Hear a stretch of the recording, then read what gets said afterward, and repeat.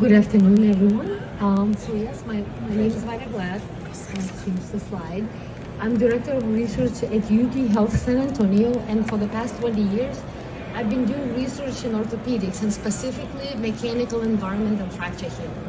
So I will try to explain it to you and show you how important it is, especially this initial loading and specifically through load bearing, because implants is not everything, right?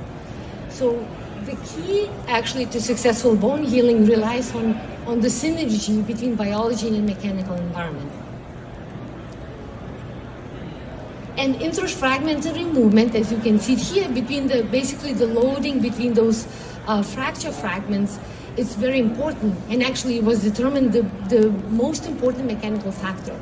And that is actually determined by fixation stiffness and of course load bearing.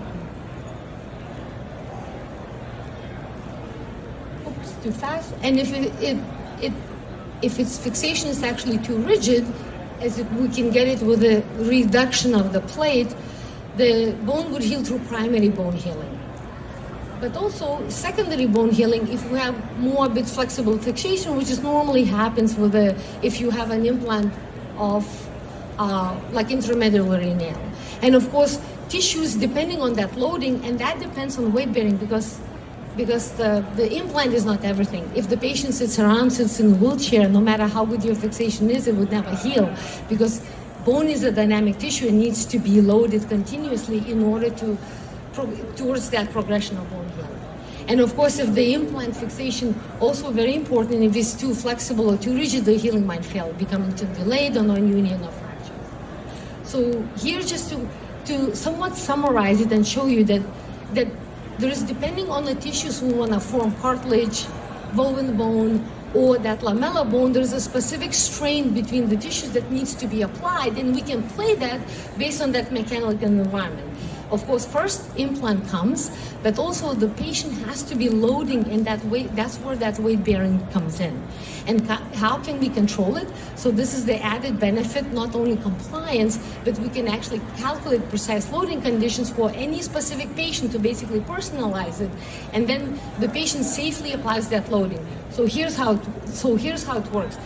In order to bone to start healing, you need to load initially, because if you miss that period within 3 to 6 weeks, it never heals, because it just passes that period, because this is how the body is designed to heal.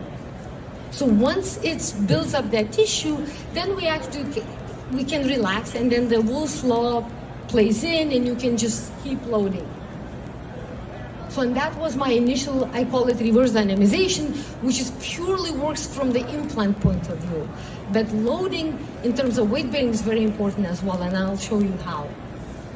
So here's what we do, and we did a couple of studies now. We take a CT scan after implantation of the implant, whatever it is, like plate, nail. In this case, let's say it was an intramedullary nail at the tibial midshaft fracture. We can calculate specific loading conditions to make sure that implant does not fail, but also promotes that natural, healthy healing response. So we want the most rapid, optimized healing based on that loading condition. And let's say we figure out, and of course the patient's weight bearing plays a huge role. So then we prescribe this load bearing based on this FEA modeling. And that's what it is. We can prescribe it in the app. Now that the patient should comply, patient follows the prescription. Let's say we said initially start loading 3 to 50%. And we can remotely monitor, make sure that patient is compliant to it. And we already have 3 parallel randomized multicenter trials, of course not including here in the United States, but this is all in Ukraine. As you know, there is a war, and of course we have lots of patients there that actually need this stuff. And as you can see, we have different extraarticular, proximal tibia fractures. We have 16 clinic centers that are involved. We have 31 orthopedic surgeons that are doing this stuff. And so far we started clinical trials, and we have 10 patients enrolled out of 90 that we would like to demonstrate this efficacy, not only in terms of compliance, but also that healing response when you have that optimized healing. And here I would like to share one of those cases where we had a patient that actually was prescribed weight bearing as tolerated. And some of you orthopedic surgeons, you do that quite often, because if you had the simple tibia fracture, you just tell the patient just load as But some of these patients are afraid to load because if they feel a little bit of pain, they would not be walking. And here's what we found, as you can see here in these fractures. I don't think if I have a highlighter, but as you can see, there's very little response because this patient had a little bit pain and she refused to walk. So she was kind of wheelchair bound a little bit initially. And as you can see here, there's very little bone healing. So that's how important it is, right? So you cannot tell patients just, oh, weight bearing is tolerated. You should not be telling your patients that. You should making them walk because bone is dynamic tissue, and if you don't load it, it would never heal. On the other side, you have this patient where we calculated precise weight bearing as tolerated. We wanted to build the maximum callus formation, which is about 8 to 12%, 8 to 10% of established strain that we can displace, not to damage that bone healing. And as you can see here, this patient built up amazing callus formation, had complete healing by 12 weeks.